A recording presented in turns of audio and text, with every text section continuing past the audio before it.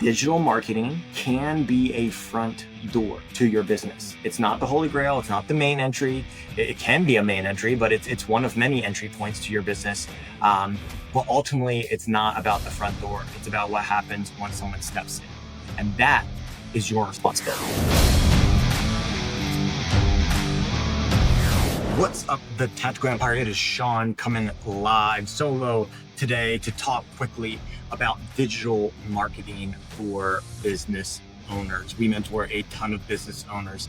I come from the gym space, but working with a lot of owners from other spaces, right? It seems like digital marketing is a sore topic, a sour topic that brings about frustrations for many business owners, especially when they hire out external agencies. The thing that we have to understand about digital marketing is it is a lot of front end work for the digital agencies. So those upfront costs seem to be a lot, and a good agency will still work with you along the way. But once they have the infrastructure set up, it should ultimately be about tweaks. And so it does cost a decent investment to get started with these. But I want to talk about the mindset behind digital advertising for small business owners today, because I think this is what ultimately creates a lot of frustrations. Most business owners think that digital marketing is about generating instant sales. Paid ads equals instant sales. And that's not necessarily the case, especially when you're new to this type of advertising. You'll see later in the episode that when you start doing some of the other things, then yes, digital ads can promote some instant sales, but we are not going to be turning on ads and then becoming a multi-millionaire overnight. That's not the real purpose. So we're going to break down what digital marketing is actually for and why most people get frustrated with and when they hire an agency. Okay. So simply, digital marketing for me, I break it into there's 3 levels. So the very first level of running digital ads is not to get sales. It's not to get quality or qualified leads. It's not to get leads. The first goal of digital ads is to get as many eyeballs on your business as often as possible for as long as possible. Okay, notice I said nothing about sales and nothing about actually getting their information. Ads are there to work for you 24/7. They are to get people to see that your business can do XYZ in a certain area or solve a problem that they may have. That is the first goal. So yes, it would be frustrating to spend $1,000 on ads and not get someone's name, email, phone number. But if you get 1,000 people to get eyeballs on your business, that is a pretty solid start for spending $1,000. Again, and all of this, digital ads is a compounding effect over time. So how many eyeballs can I get in a year on my business, especially if most people don't know about my business in a particular area that I'm trying to market? Okay. So the goal, as many people as possible, as often as possible, for as long as possible. That's going to create brand awareness first and foremost. And then if you get eyeballs on your business, then the people that see that ad more, that might click on that ad but not give you information, you can run retargeted ads towards them over time. So I want to emphasize here that without eyeballs, you will not get leads. So we have to break it down further from leads to just eyeballs. You need to get people to see your business. This is the foundation of digital advertising that most business owners overlook. Once we start getting as many eyeballs on our business as often as possible for as long as possible, that's when, that's when we go for leads. We want these people to start building a like, know, and trust factor.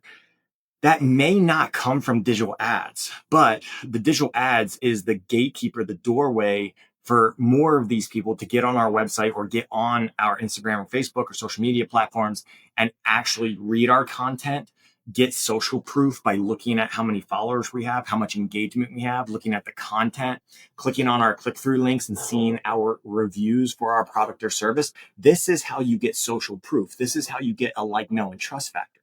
At that point, they may be willing to give you their name, email, phone number. Okay. And here's the kicker. They may give you that information outside of your digital ad platform. So you might spend $1,000 on ads and only get 2 leads directly from the digital ad that you can track, but you might get 10 leads through organic channels because they first saw your ad. Or maybe they knew about you, they saw your ads, that created more social proof, and then they actually had the problem. If you're trying to like repair someone's landscaping, maybe last year they knew about your company because they saw a flyer in town, but they didn't have the problem of needing their landscape fixed. And then next year they have the problem and they saw your ad at the right time, right when they had the conversation with their wife about fixing the landscaping. And then they finally reach out to you by going to Google, typing in your name, and then calling you. You're not going to attribute them to paid ads, but they did call because they saw an ad at the right time. Again, this is the know, like, and trust cycle. All right. They know you because they see you. They like you because they resonate with your brand and message, and they trust you because of the social proof that they've seen from comments and engagement. So the common mistake is that businesses expect leads immediately without investing enough into the organic side of things. You can't just throw money at ads. You need to do the other things as well. Okay. So lastly, after we get leads, level 3 is really like the holy grail that people think they're going to get with digital ads. And I hear it all the time. I want quality leads. I want good leads. The leads that I get, I call and they never pick up the phone. All right. Well, hashtag me too, right? Like this is what happens with digital ads. Okay. So level 3, it is the myth of the perfect qualified lead. Okay. So I want to differentiate between a quality lead and a qualified lead. Okay. A quality lead, which is the phrase most people use, they use it in the context of this is going to be someone that's going to buy because they make sense and they have the problem and I can just close them on the sale. Right. A quality lead is people who look like your target profile customer. That's a quality lead. A qualified lead is people who prove they're serious buyers in your sales process. The digital advertising is not your sales process. Okay. Of course, there's upsells, there's direct sales. You see this all the time in the mastermind coaching community, like buy my $17 course. So you log on or you do a free course, and then there's an upsell for $17. Then there's an upsell for $49. Then there's an upsell for $300. Then it's the mastermind for $5,000, right? Like some people go through that and they, will buy. But again, that is not most people. So the reality check here is that digital marketing rarely delivers buyers who hand over cash right away. All right. They're going to have to work through some sort of process. So is really your issue digital advertising and the agency that you've hired? Or is it your mindset and the supporting and complementary processes to your sales process, your marketing to sales process? Okay. So that's what I want you to navigate through. That's what I want you to think about as you come out of this episode. So the business owner's role when it comes to digital advertising, you don't have to know the ins and outs of digital advertising if you're outsourcing this to another company. I want you to know enough to be deadly to know if they're doing their job. Okay. And you need to have associated KPIs. Just because they know what they're doing doesn't mean they're going to get you any results. Okay. We want to build upon time and have better results going forward, especially as we spend more and more money.